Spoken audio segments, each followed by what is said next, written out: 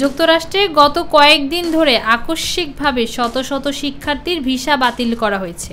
এর মধ্যে সবচেয়ে বেশি ভারতীয়দের ভিসা বাতিল করা হয়েছে।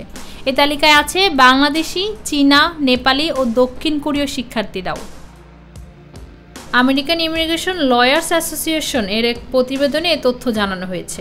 তারা বলেছে, সম্প্রতি ৩২৭ জন শিক্ষার্থীর ভিসা বাতিলের তথ্য তাদের কাছে এসেছে, যার মধ্যে ৫০% ভারতীয়, ১৪% চীনা আর বাকিরা হলেন বাংলাদেশি, নেপালি ও দক্ষিণ কোরীয়।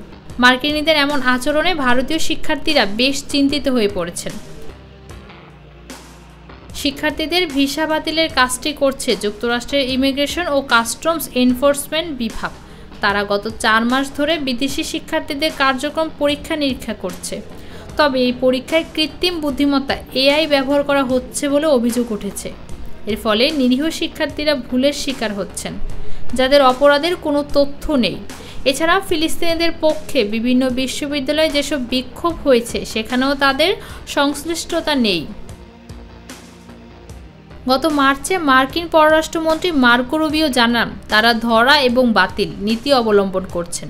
এক্ষেত্রে শিক্ষার্থীদের সামাজিক যোগাযোগ মাধ্যম পরীক্ষা করা হচ্ছে। দেখা হচ্ছে তারা ইহুদি বিদ্বেষী কোনো কিছু করছেন কিনা অথবা ফিলিস্তিনি সশস্ত্র গোষ্ঠী হামাসকে সমর্থন জানাচ্ছেন কিনা। সম্প্রতি যে ৩৭২ শিক্ষার্থীর ভিসা বাতিলের খবর পাওয়া গেছে, তাদের মধ্যে ৫০% ভিসা ছিল F1। এর মাধ্যমে তারা যুক্তরাষ্ট্রে ১২ মাসের বেশি সময় কাজ করার সুযোগ পেয়েছিলেন। যেহেতু তাদের ভিসা বাতিল করা হয়েছে, তাই তারা এখন দেশটিতে আর কোনো কাজ করতে পারবেন না। ভিসা বাতিলের দিকে এগিয়ে আছে Texas, California, new York, Michigan এবং অ্যারিজোনা অঙ্গরাজ্য। ফৌজিয়া আক্তার, নিরপেক্ষ নিউজ ডেস্ক।